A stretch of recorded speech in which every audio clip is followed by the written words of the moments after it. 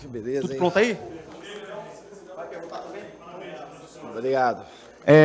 Boa noite, gente. Vamos dar início à coletiva Botafogo 0, Fluminense 1, coletiva do Fernando Diniz, tá? Vou repetir só se a gente puder acelerar, que o Diniz tem um voo para a gente adiantar aí o trabalho. Obrigado. Boa noite, Diniz. Parabéns noite. pela vitória. Eu gostaria que você comentasse um pouquinho dessa partida, né? Que o Fluminense foi mais efetivo nessa troca de passes, conseguiu chegar mais, mas a questão da finalização ali, não sei se é um pouco de nervoso ao finalizar. Eu gostaria que você comentasse a respeito disso e sobre esse jogo. Primeiramente, boa noite. Acho que o Fluminense fez um grande jogo, devido também às dificuldades que o próprio Botafogo impôs. A gente acabou dominando a posse desde o início do jogo, mas principalmente no segundo tempo, isso ainda foi mais preponderante. E eu concordo que a gente podia ter finalizado um pouco melhor alguns lances, mas a equipe está de parabéns, absolutamente parabéns. Jogar contra um time, um clássico, que você tem praticamente 80% de posse, e não cedemos quase nada de contra-ataque para o Botafogo, eu acho que a gente tem aqui elogiar ao máximo o time. Vocês sabem que no futebol, já falei isso mais de uma vez, vou falar de novo, a coisa mais difícil que tem no futebol é jogar contra a linha baixa, e a mais fácil é marcar em linha baixa. Então o Fluminense tem todos os méritos, que a gente fez o gol, mas criamos outras chances, tivemos volume de escanteio, de chute, finalização. Eu acho que o resultado de 1-0 não traduz a história do jogo de nenhuma forma. Boa noite, Diniz, Silene, do canal Flu News. Parabéns pela vitória. Obrigado. 3 vitórias consecutivas, mas para o próximo jogo, sem Nonato e sem John Kennedy, por causa dos cartões. O que você pensa para o próximo jogo contra o Corinthians? A gente tem a semana para pensar bem, a gente tem jogadores qualificadíssimos para poder colocar no lugar do Nonato. Aproveitar para fazer um grande elogio ao Nonato, que ele fez uma partida belíssima hoje, principalmente no segundo tempo.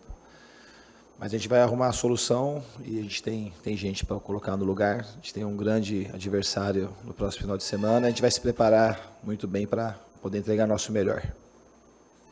Oi, Diniz, tudo bem? Boa noite, parabéns pela vitória. Mais uma, terceira. David Sharp, Antenados da Jogada. Obrigado. Lembra quando na sua apresentação você disse que você veio muito melhor do que você saiu em 2019?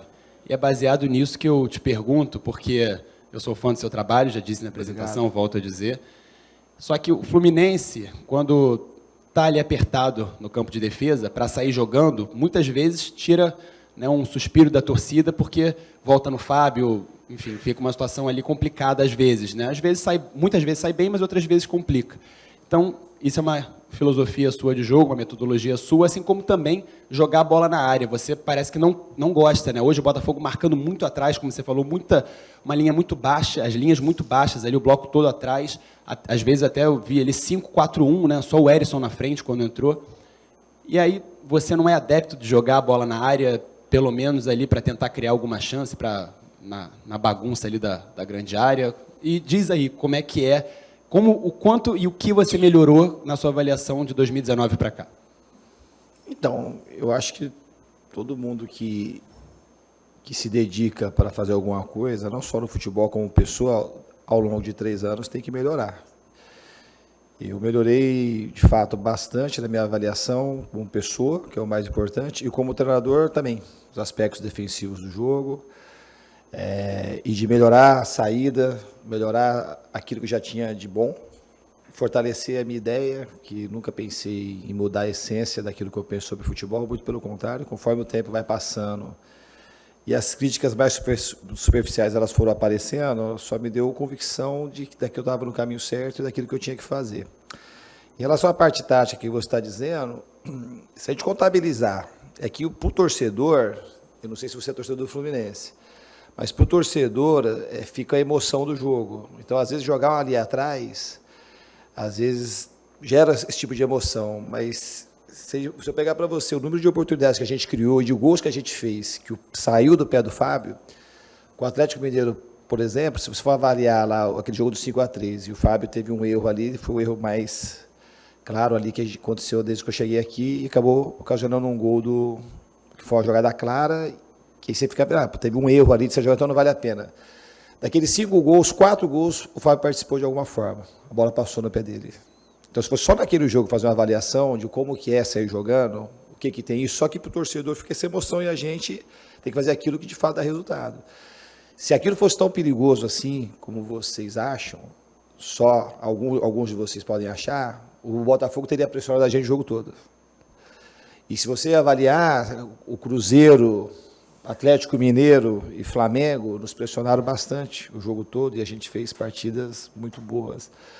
Então, jogar contra isso aqui hoje é mais difícil que você jogando lá, embora pese, uma hora você vai errar, não tem nada que é perfeito. Mas quando você contabiliza, e conforme você vai passando, vai jogando e vai treinando, a tendência é que você fique melhor naquele tipo de situação. Em relação a cruzar bolas na área, tudo é muito recente. Eu voltei para cá faz menos de 2 meses. Então, assim, o recurso do cruzamento também é um recurso que a gente poderia ter feito mais hoje. Mas se você for ver contra o América, a gente fez bastante cruzamento, eu acho. Hoje a gente poderia ter feito alguns. E não é cruzar por cruzar. Para você cruzar, não é ficar chuveirando a bola na área, favorecer muito o Botafogo. Tem 3 zagueiros super altos. Mas em algumas situações que a gente já chegou com a bola em velocidade e com preenchimento de área bastante agressivo, a gente deixou de cruzar algumas situações. Isso é uma questão que com os treinamentos a gente vai ajustando e melhorando aos poucos. Mas com tudo isso eu acho que a equipe está de parabéns, volto a frisar. Acho que a gente insistiu às vezes um pouco no jogo por dentro, demasiadamente também. Mas isso é uma questão assim de refino e não dá para fazer tudo de uma vez só. Parabéns pela vitória, Gustavo Garcia, GE. Globo. Queria que você comentasse 2 episódios. O primeiro, da chegada do time ao estádio, né, o ato de vandalismo da torcida do Botafogo. E o segundo, o carinho da torcida, né, com você após o jogo, gritando o seu nome. Então, a primeira pergunta sobre o que é? A pedrada aqui no ônibus, o ato de vandalismo. Então, da pedrada a gente lamenta, não porque foi no ônibus do Fluminense, que não deve acontecer isso em nenhum jogo, jamais deveria acontecer. Então, é lamentável. Acredito que não tem participação de ninguém do Botafogo, acredito que é um fato isolado, mas a gente tem que, enquanto isso tem a possibilidade de acontecer, talvez a gente tenha que ter algumas medidas de segurança para que não esperar acontecer coisas piores, para poder tomar alguma iniciativa. Que a pedra, a gente deu muita sorte que ela pegou na parte da coluna do ônibus. E se ela pega no meio do vidro, acho que teria machucado alguém, talvez com uma certa gravidade. Então, assim, é lamentável esse fato. E em relação a outra pergunta? O carinho é muito bom, né? É um carinho recíproco. Já falei para vocês que eu tenho uma afeição grande pela torcida do Fluminense. Eu acho que eles também têm comigo e pode ficar tranquilo, assim, que a gente está trabalhando muito, tentando fazer cada vez melhor para que o torcedor tricolor ele se alegre cada vez mais. Diniz, Aline Nastari, TNT Esportes.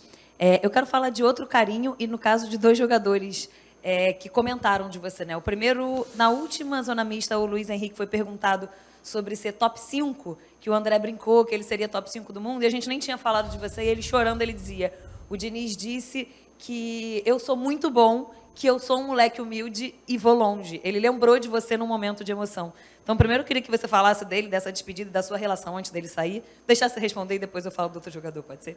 Pode ser. Eu tenho uma certa similaridade quando eu cheguei no Fluminense, o Luiz Henrique, quando eu cheguei no São Paulo com o Antony. O Antony, quando eu cheguei, estava acho que umas 5, 6 partidas no banco. E eu tinha enfrentado o Antony e sabia o tanto que era difícil enfrentar o Antony. E logo imediatamente eu coloquei ele titular e incentivei ele ao máximo ele tentar. E errar à vontade, porque esses jogadores precisam ter uma permissão ao erro. E o Luiz Henrique é da mesma coisa. E o Luiz Henrique ainda tem uma certa timidez, o Antony tem uma natureza um pouco mais arrojada. E o Luiz Henrique que estava no momento, com o seu negócio da venda, de que não estava com a cabeça aqui, ou que não conseguia jogar jogos subsequentes, um atrás do outro, ou que não fazia gol. Então, todos esses tabus eles foram quebrados em muito pouco tempo. E, na minha avaliação, provavelmente o Luiz Henrique, nesse período que eu estou aqui, talvez seja o melhor atacante do futebol brasileiro. De lado, pelo menos. Então, ele vai, acho que foi uma chegada, acho que ele vai sair daqui com mais confiança. E ele, como pessoa, é aqueles que dá vontade de levar para casa. Tamanha humildade. Então, a gente torce muito para que dê certo lá. Ele nos ajudou muito nesse período aqui. Eu tenho muito a agradecer ao Luiz e espero que um dia a gente se encontre novamente. O outro que eu queria ouvir você sobre é o Felipe Melo, porque hoje eu vi uma cena que eu achei muito bacana, que é difícil a gente ver. Você pegou ele literalmente pelo braço, você andou até a torcida subiu na muretinha e falou alguma coisa com o torcedor, que obviamente a gente não sabe o que é. Mas segundos depois, a torcida começou a cantar parabéns para o Felipe Melo, eu imagino que possa ser algo parecido, cantou parabéns para o Felipe Melo e fez aquele tradicional latido.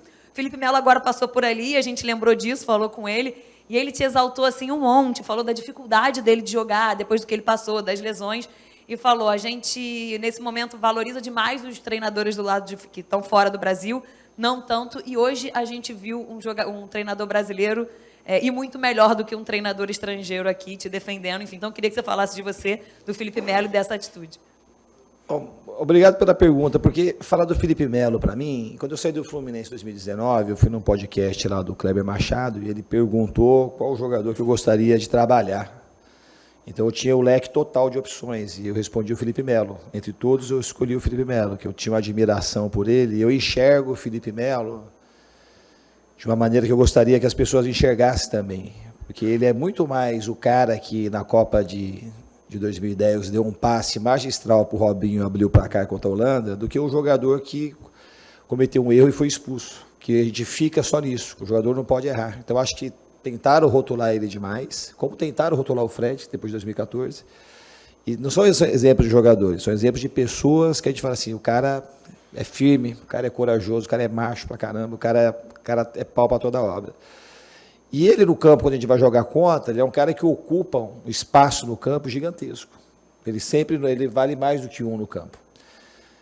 E uma outra coisa, depois ao conhecê-lo aqui, é uma luta que o cara tem, um amor que tem pelo futebol, o que ele sofre hoje para poder estar treinando é uma coisa impressionante. Ele não vai ganhar um centavo a mais por conta disso. É pela vontade de estar no campo. E como hoje era o aniversário do Felipe Melo, achei que a gente não podia perder essa oportunidade dessa celebração de um dia especial. O Fluminense jogou muito bem, venceu. E a torcida que já estava fazendo o reconhecimento do Luiz Henrique também tem o nome cantado, 39 anos de idade, de alguém que merece muito. Porque o Felipe Melo, na minha opinião, ele fez muito pelo futebol, faz muito pelo futebol. E é um prazer trabalhar com ele, ele agrega muito para o Fluminense, e a vinda dele de fora para o futebol brasileiro acrescentou muito o futebol do país. Foi parabéns. Felipe Perdigão, da Time Web Esportes. Diniz, gostaria que você falasse do Fred, que está a 2 jogos da aposentadoria. Queria saber para você como que vai ser perder, entre aspas, um jogador tão icônico, tão ídolo para o clube. Putz, aí do Fred eu vou te falar, viu?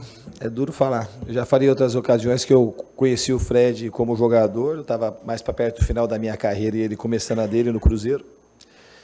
E talvez ele seja o maior ídolo da história do clube, se não for o maior ídolo, está entre os maiores ídolos da história do Fluminense. E a participação dele comigo é outro cara também que eu estou tendo o prazer de conviver. Que ele, sem jogar, ele ajuda sobremaneira o time. E talvez o Fred, já falei isso para ele, seja o melhor Fred como pessoa desde quando ele começou a carreira dele. Que ele está leve, ele sabe de tudo que ele fez, ele sabe o momento que está se aproximando. Então, ele tem ajudado muitos jogadores, me ajudado a diretoria, e a gente espera que ele faça esse fechamento aí de uma maneira linda, que ele merece muito.